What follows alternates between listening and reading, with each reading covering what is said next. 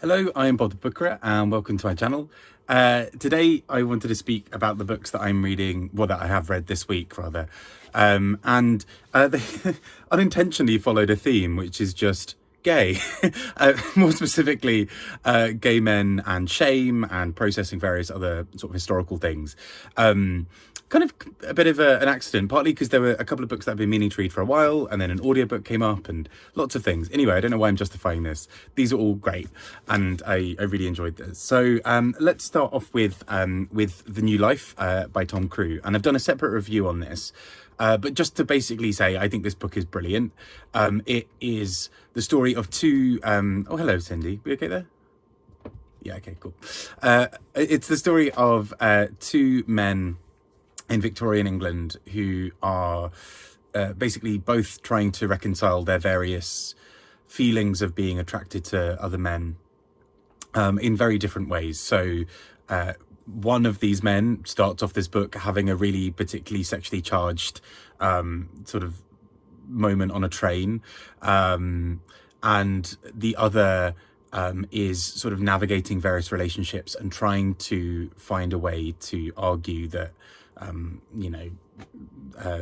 gay men or same-sex attracted men or whatever terminology should have acceptance in society.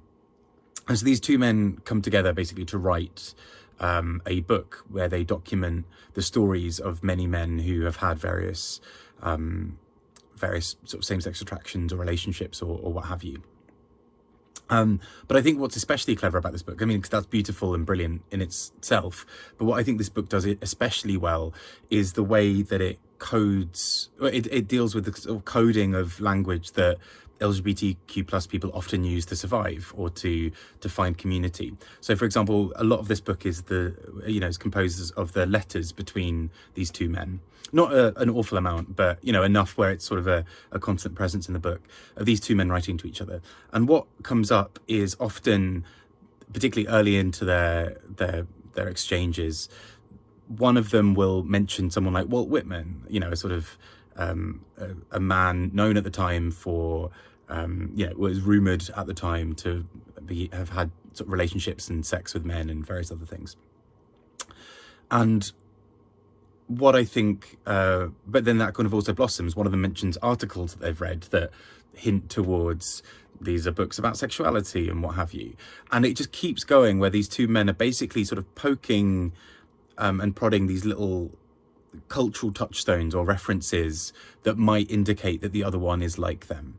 And it's such a brilliant thing when it's done really well in books. Sam Kenyon's I'm Not Raymond Wallace, I thought, did it really well as well, of this kind of how you find these moments of queer coding. How do you transmit to somebody in an unsafe environment that you're maybe like them, but you're kind of putting out the feelers to see if they're like you as well. It's really brilliantly done. I think this is just going to be one of those really nice books this year that I think a lot of people will really love. I think it's fantastic. I think it's a great book. Next, I read How to Write an Autobiographical Novel by Alexander Chee. And I'm not going to lie, part of the reason I found out about this book was I'd heard of him, and I'd heard of Edinburgh, his novel, and I'd seen the name around, I'd seen the name of this book around. But there was an Instagram post of a very attractive man reading it. And I was like, you know what? It worked. What can I say? Anyway, I picked this up. I think it's a brilliant book. It's basically a set of essays, sort of personal essays by Alexander Chee, talking about various points in his life. So at times he's talking about the process of being a writer. At times he is sort of thinking about things in his family. There's a whole section where he talks a lot about being in the US during the AIDS crisis, and particularly watching loved ones die.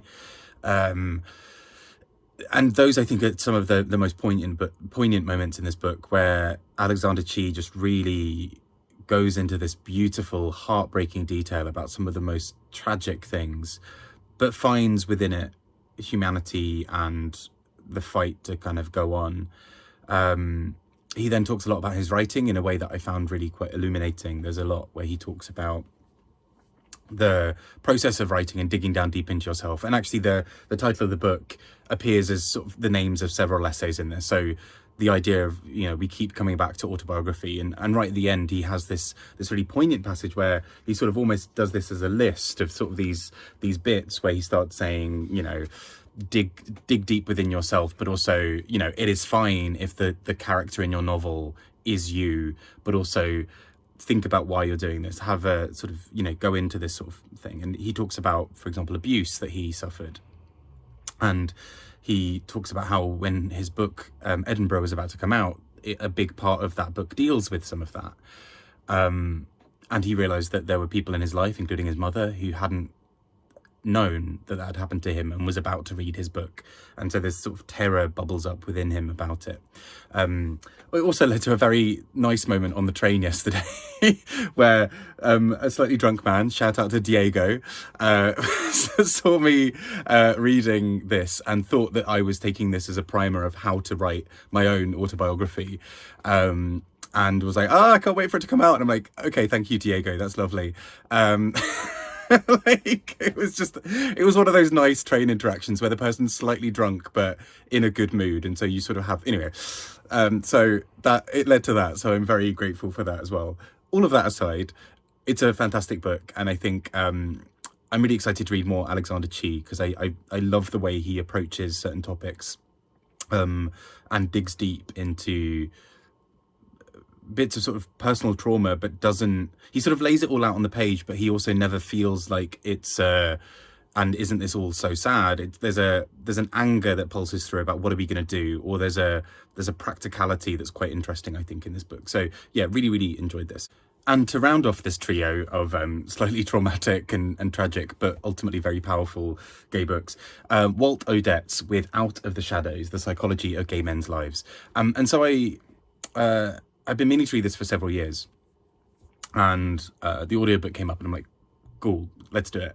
And I just really enjoyed what this book does. I think it's so powerful and brilliant on so many levels. So essentially it is, Walt Odets himself is a psychologist working with predominantly with gay men. And a lot of the topics he covers are around shame and identity and belonging and various other things. But interposed, whatever, in amongst all of those stories of these men he works with are some of his own stories that come out. So he talks really powerfully and poignantly about several men that he's been in love with himself, and about his experiences of growing up gay.